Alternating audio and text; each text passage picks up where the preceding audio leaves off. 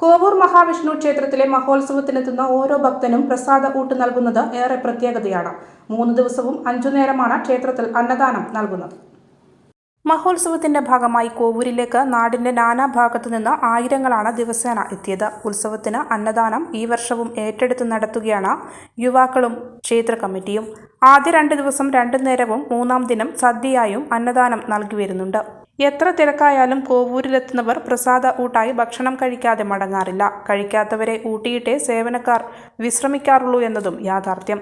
പരിപാടികളും കൂടുതൽ ജനകീയത കൈവരിക്കുന്നു. കോവൂർ ശ്രീ മഹാവിഷ്ണു ക്ഷേത്ര ഉത്സവം ഇന്നേക്ക് 3-ാം ദിവസത്തിലേക്ക് കടന്നിരിക്കുകയാണ്.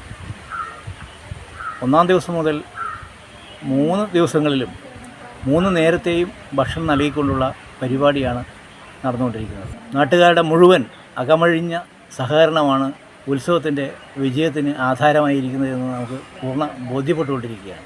നാട്ടുകാരുടെ മാത്രമല്ല, സമീപ ഗ്രാമങ്ങളിലെയും നമ്മുടെ പരിചയക്കാരുടെയും ഒക്കെ അകമഴിഞ്ഞ സഹകരണം തന്നെയാണ് നമ്മുടെ ഈ അമ്പലത്തിലെ ഉത്സവത്തിൻ്റെ വിജയത്തിന് ആധാരം. നമ്മുടെ നടത്തുന്ന പ്രോഗ്രാമുകൾ വളരെ ആളുകളെ ആകർഷിക്കുന്ന തരത്തിലുള്ളതാണ്. 1-ാമത്തെ ദിവസം നമ്മുടെ നാട്ടിലെയും സമീപ പ്രദേശങ്ങളിലെയും കുട്ടികളുടെയും അതുപോലെ മുതിർന്ന ആളുകളുടെയും കലാപരിപാടികൾ രാത്രി മുഴുവൻ പുലരുന്നത് വരെയുള്ള പരിപാടികളായിരുന്നു. 36ഓളം ടീമുകളാണ് 1-ാം ദിവസം രാത്രി പരിപാടിയിൽ പങ്കെടുത്തത്. 2-ാം ദിവസം, അതായത് ഇന്നലെ, വളരെ മനോഹരമായ 2 ഭരതനാട്യം ഉൾപ്പെടെയുള്ള പരിപാടികൾ. കൃത്യമായ അടുക്കും ചിട്ടയോടും വലിപ്പച്ചെറുപ്പമില്ലാതെ ഊട്ടുപുരയിൽ കുടിവെള്ളമടക്കം നൽകാൻ സേവനക്കാർ സദാ തയ്യാറാണ്. ഉത്സവത്തിനായി അവധിയെടുത്താണ് പലരും ക്ഷേത്രത്തിലെത്തുന്നത്. വയറു നിറയെ കഴിച്ചതിന് ശേഷം മാത്രമേ ആരായാലും പുറത്തിറങ്ങുന്നുള്ളൂ. അന്നദാനം മഹാദാനം എന്ന ചൊല്ല് അന്വർത്ഥമാക്കുന്ന പ്രവൃത്തികളാണ് കോവൂരിലെ ഊട്ടുപുരയിൽ ദർശിക്കാനാവുന്നത്.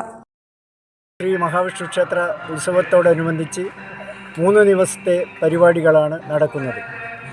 അതിൽ താന്ത്രിക കർമ്മങ്ങൾക്ക് പുറമെ വിഭവസമൃദ്ധമായ സദ്യയും ഭക്തജനങ്ങൾക്ക് വിതരണം ചെയ്യുന്നുണ്ട്. അതിൽ പ്രധാനമായും 5 നേരങ്ങളിലാണ് വിഭവസമൃദ്ധമായ സദ്യ കൊടുക്കുന്നത്. 4 നേരം സാധാരണ സദ്യയും 5-ാം നേരം, അതായത് ഉത്സവ സമാപന ദിവസം ഉച്ചയ്ക്ക് എല്ലാ വിഭവങ്ങളോടും കൂടിയ 10-25 തരം വിഭവങ്ങളോട് കൂടിയ ഇലസദ്യയാണ് ഇവിടെ വിതരണം ചെയ്യുന്നത്.